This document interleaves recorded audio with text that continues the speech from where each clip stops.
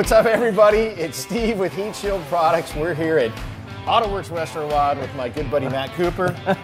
He's done this killer build right here. It's a twin turbo Mustang. He'll go over some more details with you, but kind of do a heat shield 101. This is like the pinnacle example of how you address heat, how they install heat. The detail work on here is second to none. So I'm super stoked to show the work they've done here. Matt will give you some details on the car. Yeah, thanks for coming and checking this out, Steve. As you know, there's your products on this build which make it actually possible, because there's no way that you could put all of this stuff under the car without running heat shields on it. So 1964 and a half Mustang, it's twin turbo, and that's where you guys come in. Yeah. With making some bitchin' products to make our stuff work. Try to jam a ton of power into a small area in a lot of these newer or older cars. Making an old car as good as a new car, that's a challenge. Right? Yeah, that's for sure it is, especially from a builder standpoint. Absolutely, yeah, because there's a lot of stuff jammed in a tight spot here. So we'll go over the car here and check out a few things. Okay, so one of the first things we're going to talk about is our sticky shield. This is something real similar to what you see like on an OEM vehicle. If you were to turn it upside down, there's all this dimpled foil stuff. This is that on steroids. We don't have a bean counter in Detroit telling us, hey, you can save 50 cents on 50,000 or 100,000 vehicles when you're producing them if you use an alternate product. So ours is a little beefier. It's about an 1/8 inch thick of this high temperature fiberglass insulation.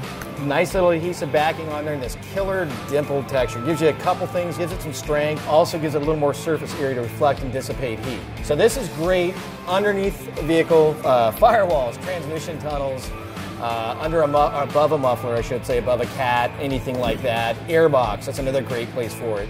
But Mr. Cooper's gonna go over it and show you where he used it. And again, this is some of the cleanest install I've ever seen on our product. It's a pleasure to show it to you. So I'll step in and I will show you kind of like the basis and how we use the HP Sticky Shield.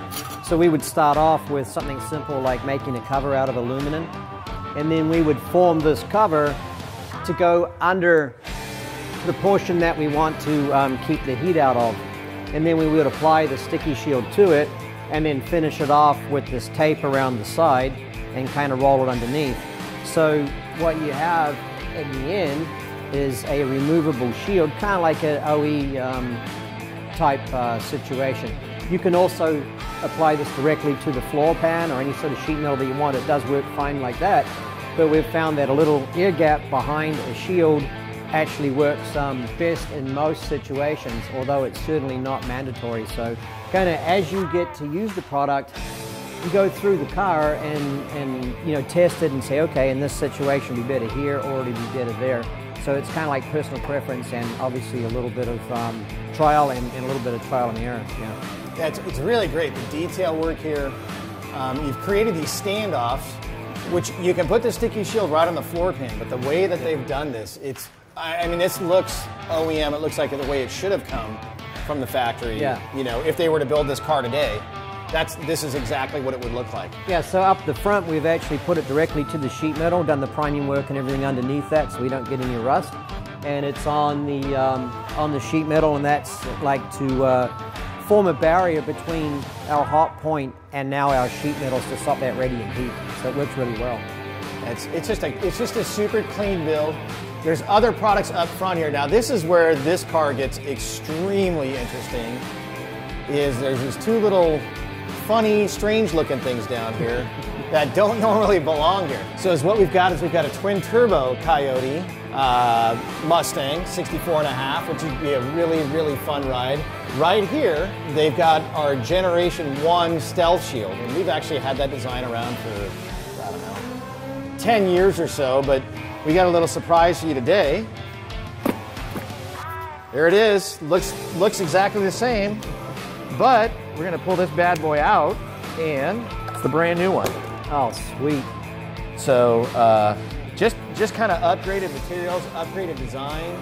This is going to look super bitchin' under here, even though no one will get to see it. It's this, it's a black volcanic rock material, super high tech, and it's going to be really, really great for this. Not that there's anything wrong with this particular material, but in this application in particular, being under the car, there's you know, you got water, road debris, that type of thing. Right. This material is a lot stronger than the outer fiberglass shell here, and this will work beautifully under here. Now the Generation 1 that we have on there right now is a spectacular product, so I can't even wait to try this brand new one. It's Yeah, gonna be amazing. it'll be even just that much better, which is wow. a great thing about it. So the cool thing about this is you've jammed a ton of power in a small area here, but you've had to address a lot of those things, and this is where Matt's expertise in building a car comes in, is he knows immediately, him and his team know, look, this is going to make a lot of heat here, we got to address this situation. Another really cool thing about this is under this car is your air intake. Right. So another great thing, so not only are we keeping the floor pan cool, but we're actually going to help create or keep power because we're not allowing any of the air that's going to go into the engine get heated up. So you've used multi-attack here on multiple things. There's instances here where we don't quite have that 1-inch air gap and we're right next to a wastegate actuator, really hot exhaust system. So in those cases where we have less than 1 inch, which is where the sticky shield would excel, is at a 1-inch air gap with that kind of heat.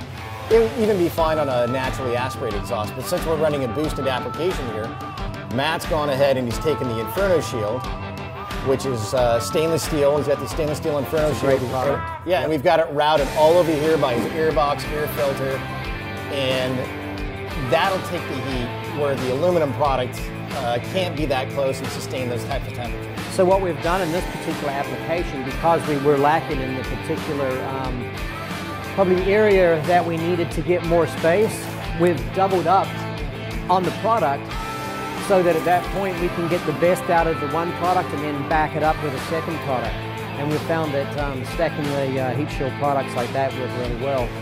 So we've kept the radiant heat out of the air boxes, which on this car are the frame. So it's got 2 intakes on underside, one on each side, and that supplies the cold air to the turbo.